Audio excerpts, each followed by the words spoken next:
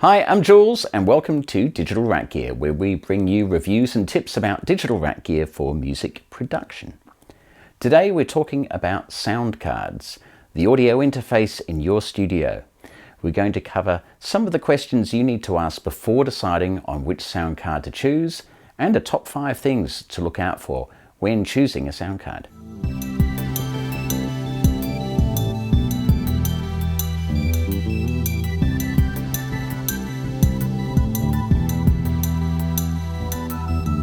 In this episode, I'm going to use the words sound card and interface interchangeably. There are other interface types for your computer, such as MIDI interfaces. However, for today, we're talking about audio interfaces or sound cards. Remember to stay to the end for a bonus top 5 tip. For many people, the sound card is the heart of your studio. Unless you're recording analog, such as to tape, the sound card is must-have gear. Getting it right is important. So here are the hard questions. So here are some of the important questions to actually ask yourself. What are your needs, your realistic needs? What features, therefore, do you need in that gear? Be honest about your intentions. Do you need to be able to record drums and therefore have a lot of inputs? Do you have other things that you need to plug into this sound card? What do you currently have in your studio? Do you own preamps, compressors and other gear to get the signal into the sound card? Have a look at all of these variables. What are you likely to need over the next 12 months, for example? Evolving needs need to be catered for when you're shopping. Think about the next 12 to 24 months. Don't be too pie in the sky, be realistic. Look at what computer you have. Sound cards need to interface with your computer. Most computers nowadays have USB, however, you may be rocking Firewire, Thunderbolt, or other ports in your computer. Lastly, do you need to integrate a new sound card with any existing sound cards or interface equipment? If you're working with a particular brand and model, it's also worth considering whether to stick with that manufacturer, particularly if you're happy and with the stability and the actual performance of that gear. Once you've got those questions in mind and the answers worked out, and they're factual and realistic answers, you'll be better prepared to make some buying decisions. Before we go on, please hit the subscribe button, and that really helps get the message out there for new viewers. And whilst you're at it, maybe hit the like button. Here are the DRG top 5 tips and steps for buying a new sound card in 2022. Buy an interface that matches your needs. Consider your needs today and over the next 12 to 24 months. Write them down. This means really confronting how many inputs and outputs you realistically need. To A, capture the sound in your studio, and also B, playback, mix, and maybe even master your tracks. Number 2, buy with consideration to the gear you already have. If you already own a range of preamps, you possibly don't need more preamps to be built into the sound card.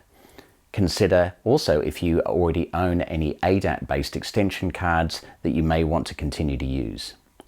Consider whether you need to incorporate a signal flow specific to your needs that may require additional ins and outs, or a protocol that is a must-have for your situation.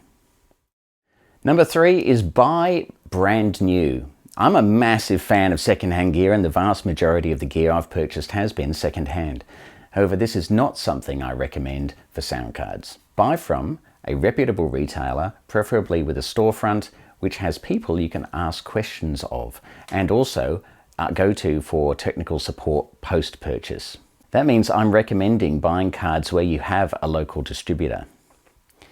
So in my opinion, you want to have the most modern spec technology for what is essentially a digital gateway to your computer. This means you've got the best chance of having the newest power supplies, temperature regulated and modern clocking technology, and I'll cover that in more detail in the next video on sound cards. Once that's been released, it will be available here. Of course, when you buy new, you also get a warranty. Also on the new point is considering how old the technology is. So when was the model released? Even if you're buying it new, have a look at when the release date of that model was, and has it been updated with modern spec converters. Number 4 is buy from a company who support their products and has a reputation for supporting with updated and rock solid drivers. Computer problems can rob you of time and, more importantly, the ability to do the music these tools are meant to support. Nothing is more frustrating than having expensive gear not work. So go with a manufacturer with a great reputation and a reputation for awesome driver support. Number 5, check that the Soundcard has drivers to match your computer's operating system. Not all interfaces are built for all operating systems. Check for limitations and scour the forums to see where people have discussed experiences with the gear in an environment similar to your own. Now, I was considering buying a Focusrite Red Series interface a few years ago, and at the time it only supported Mac, the Mac OS. So what looked promising at first wasn't for me in the end. Definitely something to check out, what the integration is with your computer, and make sure the operating system and drivers work for you. So in summary, buy an interface that matches your needs, buy with consideration to the gear that you already own, buy new, buy from a company who support their products, and finally check compatibility with your operating system. Now, bonus tip number 1 is check for availability and consider the risks associated with brands who are exposed to supply chain issues. This means checking your local supply and your local distributor. And this is particularly relevant given the current state of world affairs. Bonus tip number 2 is buy sooner than later. With the current inflationary environment that we're facing in 2022, chances are the purchase you make now will cost more in 6 months' time. So there's a little bit of time pressure there. If you're needing something in the next 6 to 12 months, make haste. Maybe don't delay too much.